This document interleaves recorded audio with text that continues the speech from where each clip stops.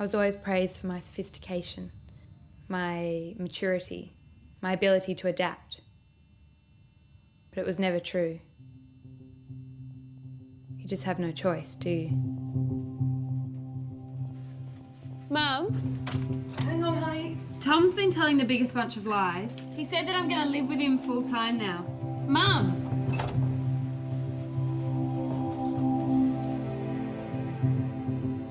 Before we can prescribe hormones, your mum must continue to come to us for assessment. Now, I understand you've taken a male name. What do you think about your mum's new name, Billy?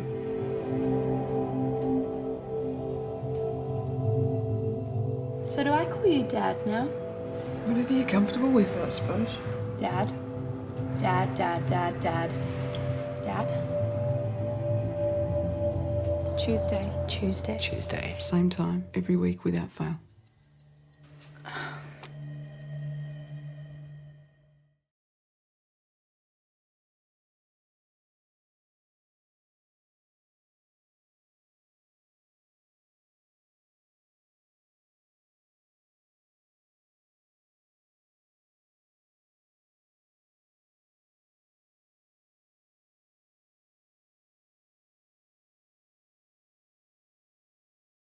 Hello and welcome to What Do You Want to Watch? The Explosion of X. No. Hello and welcome to this What Do You Want to Watch Spoilercast for 52 Tuesdays. I'm your host, Ashley. Hopefully joining me today, Dylan Blight. Happy to be here for one Tuesday. I feel like we made a mistake not recording this on a Tuesday, but yeah, it's releasing on a Tuesday. We should have recorded this podcast over 52 Tuesdays. 1 minute at a time. This would have been... do you reckon we could get 52 minutes worth of content? That's actually a ridiculous idea for a... No, I won't say that. It's like a really funny idea. Anyway, moving on. Yeah. What is your idea to do a podcast that releases one episode every year? No. Either you record like a discussion on a movie 1 minute at a time only on Tuesdays, and then like release it all in one go, some weird like talking about for 1 minute, release 1 minute episodes every week for 52 weeks. Yeah, for 52 weeks. Yeah, it's wild. The other thing is you have to have this conversation 52 weeks and then just cut the best 1 minute out. No, you start a timer. Well, I feel like 5 minutes is probably better because 1 minute's like... It's pretty quick, yeah. Pretty quick. I feel like 5 minutes, yeah. That is kind of irrelevant. So this week's Spoilercast is in tribute to Sophie Hyde's latest film, Good Luck, Leo Grande, which is releasing in cinemas 18th of August. And then I believe it's coming to Disney Plus eventually because it was bought by Hulu in the US. So then it will be coming to Disney Plus. So, yes. So yeah, 52 Tuesdays. Let's talk about it. So, please be aware we'll be discussing anything and everything about plot themes at any of the movies. So if you haven't watched it, come back later. With that said, let's jump to a discussion of 52 Tuesdays, directed by Sophie Hyde, screenplay by Matthew Cormack, story by Matthew Cormack and Sophie Hyde, starring Tilda, Cobham-Hervey, Herbert-Jane, Mario Späte, Beau Travis William, Imogen Archer, Sam Althuizen. A teenage girl's road to adulthood and independence is accelerated when her mum says she wants to become a man and limits their time together to Tuesday afternoons. Dylan, I'm imagining you knew nothing about this movie going in.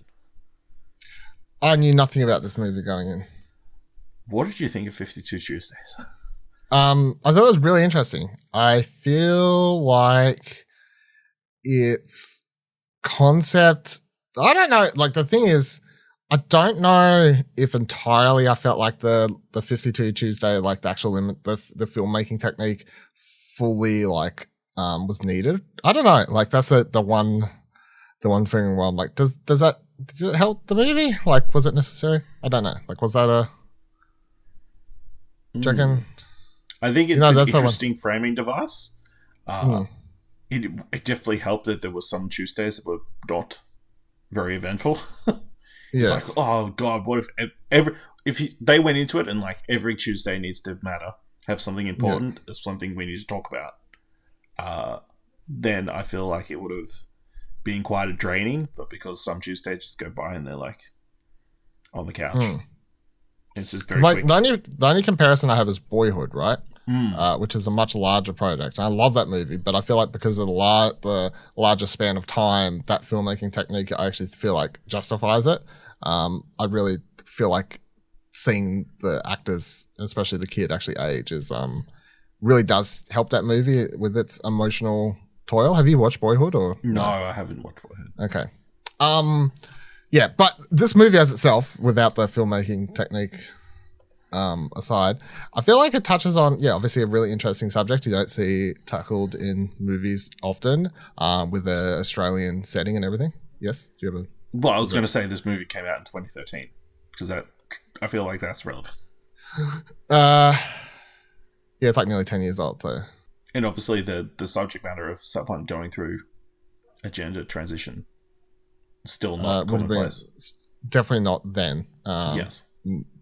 And even now, this would be not. Yeah, I guess now it would be like a movie, but it would still be like definitely would be considered interesting. I feel, but yeah, definitely 2013, and especially coming out of like Australia, like indie filmmaking, sort of. Yeah, it's really intriguing that this movie got made at all. To be honest, but like in a good way.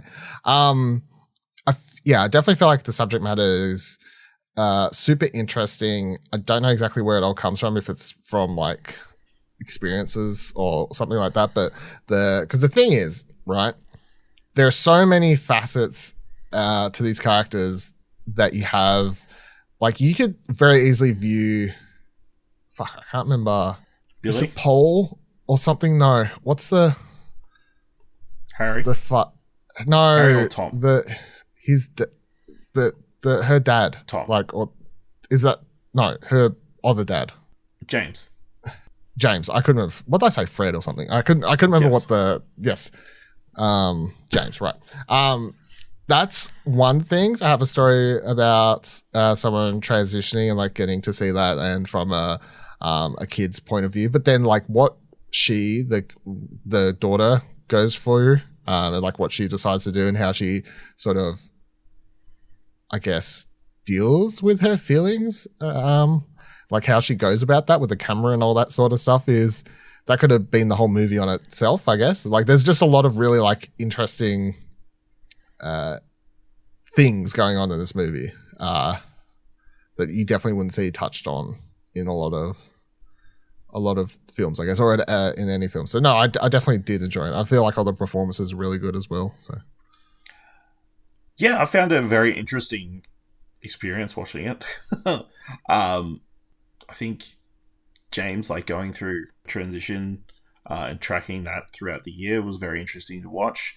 That, and like you said, that of itself could have been its own film. And then to also have it juxtaposed with Billy kind of discovering herself and like trying to have this friend group, I guess, which is very weird from the start. Like she's full on voyeuring on them, and then kind of introduces herself into the mix. And then kind of out of nowhere, she starts filming them pretty much having sex straight away. It was a turn. I didn't see it coming. Yeah, and seeing how a lot of those stories kind of progress and like it kind of affecting their relationship and seeing how good it was and how open about stuff they were at in week 1 as opposed to how they were in week 40 something, was interesting to watch. So from what trivia I found, it was filmed over 52 consecutive Tuesdays, with non-professional cast being given their scripts 1 week at a time. Which seems crazy to me. Yeah, that's what I mean. I'm not sure if that filmmaking technique was necessary or like helps the film. I'm not sure. I don't know. I do feel like you do see Billy age a bit throughout the film. You definitely do, because she is obviously like, I think she was the same age, like 15 going 16, 16 going 17, or whatever it was, one of those two. So you see that, but yeah. The one thing that I was super interested in knowing that would have like added a lot to the film, or definitely, was I was trying to find out if James' actor was trans or not, but I couldn't find out anything in my Google search. Like that was the one I wasn't sure what the go was there. Yeah, I'm not 100% sure. Yeah, and I'm saying actor because I usually have originally no idea. believe they came on as a consultant, and then right, things escalated from there.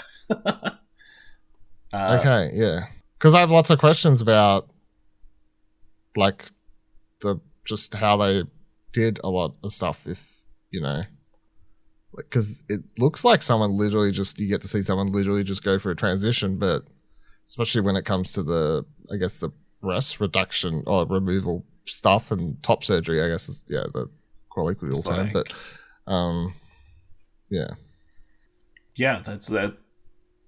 That's what I mean. I tried Googling, I could not find an answer. And I have no idea if I say that actor, if I'm misgendering them. Because the name is also not so, even. I mean, it's yep.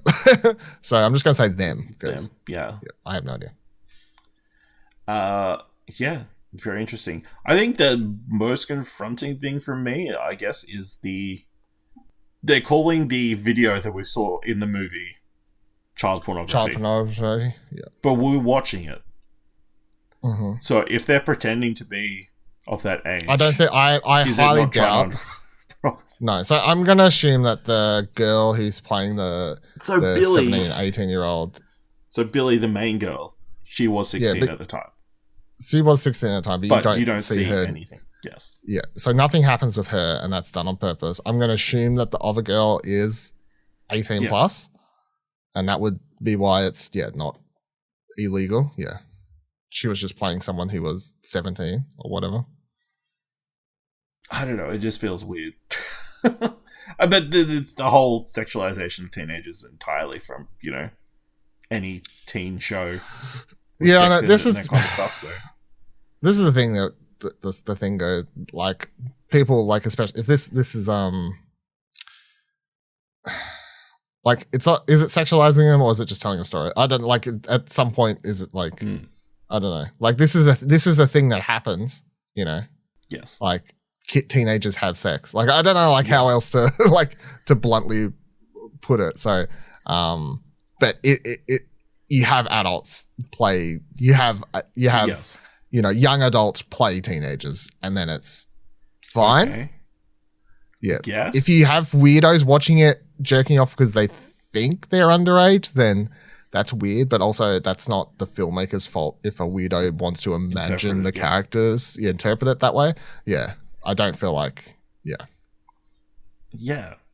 Anyway, I feel like it's not even really about sex. It's just like it's just her way of Billy's connecting to these people. Billy's like connecting to these other people in this interesting way, and then sex is like a new thing because there's new things happening in her life with her dad transitioning, and then you've got her like coping mechanism is this thing, which is she goes searching for something new as well that she doesn't understand, but it's completely distracting, and she knows nothing about sex, and she's never had it, and like so it's just like it's not sex for sex, it's for a reason. So I don't understand why she didn't get why that tape needs to be straight. Hey, I don't understand why she didn't think she was so surprised that everybody thought it was wrong. She thought she made, and I mean, to a degree, I understand why she thought, but she like put a lot of effort into making this like art piece, like for her friend. And you see her like put all this loving effort into it, the over narration and everything. So I think she gets it in the end. I don't think she gets it at the time because she's emotional. I think like as far as I took it, she definitely understood why afterwards, but at the time it was a emotional distress because she put all this effort into making it, and to her it was this it was like writing a nice, like drawing a nice picture and like for someone and like trying to express your love that way. She was doing it via this video. So I thought Harry, the uncle, He was very odd throughout the entire movie. He was quite odd. And kind of off-putting at times. Yeah, so that was weird. I thought the relationship between Tom and James was interesting to chart throughout the year. Which one's Tom? The dad. Okay. The birth dad, I guess. Or whatever. Yes. Yeah. The biological father. Yeah, okay, yeah. Where throughout a large portion of this film, he's misgendering James. For majority of it. For majority of it. By the end, he's not. By the end, yeah. And then they get that nice scene in the hospital, which was a complete, I feel like him having an accident was a bit of a... Eye-opening. No, it was a cheap move, plot device. Plot-wise, yeah. Yeah. Okay. I feel like it wasn't because they already set that up early in the film where he's talking to Harry or whatever about how he just fell off his bike and his legs all fucked up and they set up this whole thing where apparently he just seems like someone who shouldn't be riding this scooter around he's always in a rush to get to work because work always needs him and all this sort of shit, so he's always rushing backwards and forwards to work and he's already come off it once and then he comes off it again, but even worse. So yeah, I so at the end she's he finally gets to a point where he respects him and yeah, I mean stuff. It's funny because it's not fun. It's just interesting because I feel like the movie again does it in a realistic way or semi-realistic way where the misgendering doesn't even come off several times. It doesn't come off as mean. It's just I don't care.